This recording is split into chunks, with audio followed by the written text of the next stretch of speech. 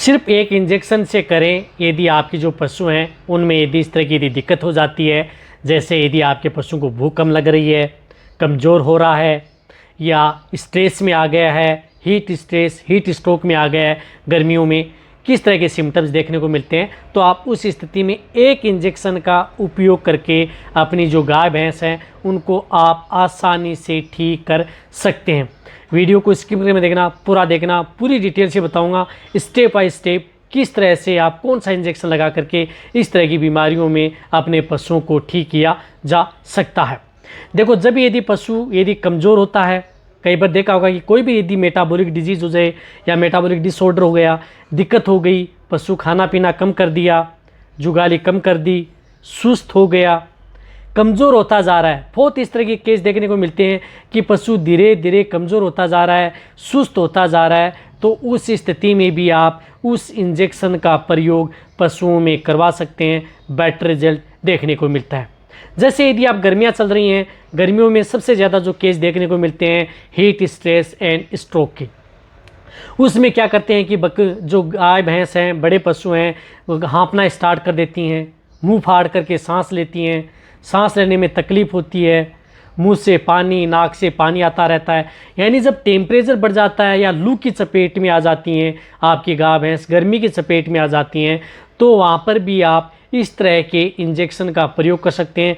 बहुत अच्छा रिजल्ट है। देखो, यदि पशुओं में गर्मी में आ गया, लू लग गई, तो उसमें जिस तरह से मैंने ट्रीटमेंट भी बताया है इस चैनल पर कि कौन सा इस तरह का इंजेक्शन प्रयोग किए जाते हैं, उसमें आप जैसे टेम्परेचर को तोड़ने के लिए, जब पशु स्ट्रेस में आ गया उनको कम करने के लिए, लेकिन उनके साथ आप सपोर्ट थेरेपी के तौर पर इस इंजेक्शन का सबसे बड़ा रोल होता है। जब भी यदि आप ट्रीटमेंट करने के लिए जाते हैं तो इस तरह के केस में आप इस तरह के इंजेक्शन का प्रयोग उन पशुओं में करवाएंगे, आपको बहुत ही बेटर रिजल्ट देखने को मिलेगा।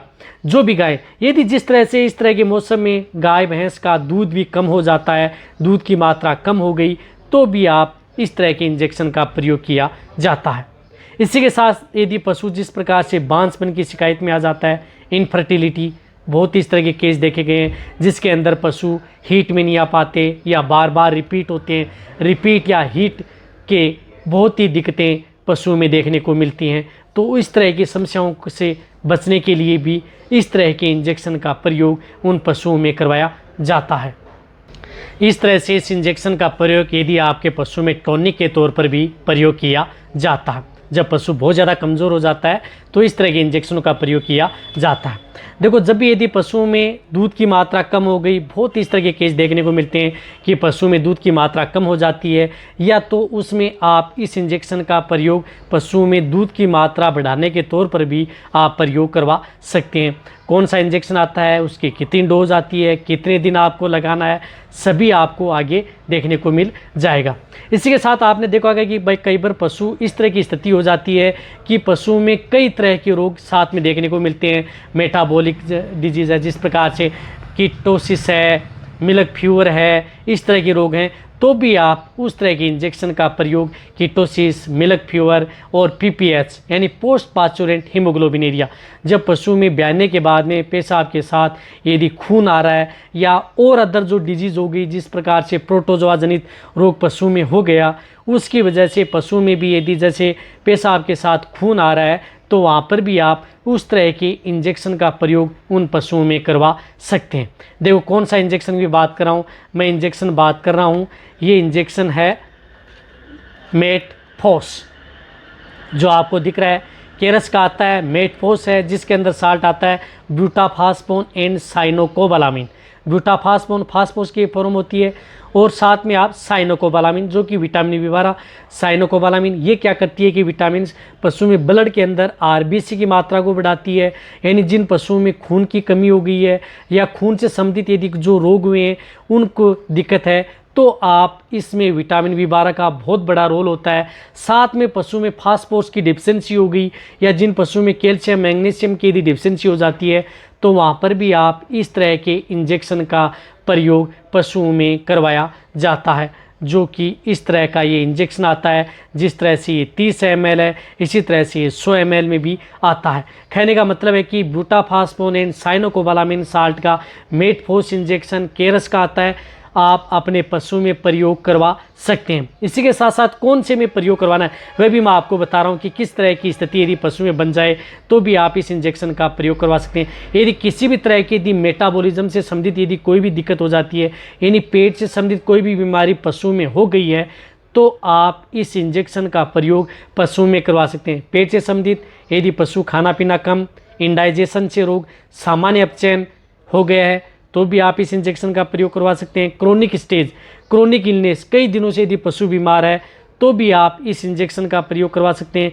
या यदि आप ट्रीटमेंट यदि पशुओं में करवा रहे हैं, विटामिन मल्टीविटामिन इंजेक्शन यदि पशुओं में लगवा रहे हैं तो उनके साथ आप इस इंजेक्शन का प्रयोग पशुओं में करवा सकते हैं। वहाँ पर आपको सबसे अच्छा रिजल्ट देखने को मिलता है, क्योंकि ये सपोर्ट थेरेपी के तौर पर भी इतना ही काम करता है जितना आप यदि जो अदर एंटीबायोटिक इंजेक्शन लगा रहे हैं जिससे कि पशुओं फीड में न जाए उनको रोकने का काम करता है, या पशुओं में किसी भी तरह की कोई इंटरनल दिक्कत ना हो, तो इस इंजेक्शन का प्रयोग पशुओं में करवा सकते हैं। कहने का मतलब है कि ब्यूटाफास्फोन एंड साइनोकोबालामिन साल्ट का इंजेक्शन पशुओं में प्रयोग करवाएंगे, सबसे अच्छा रिजल्ट देखने को मिलेगा।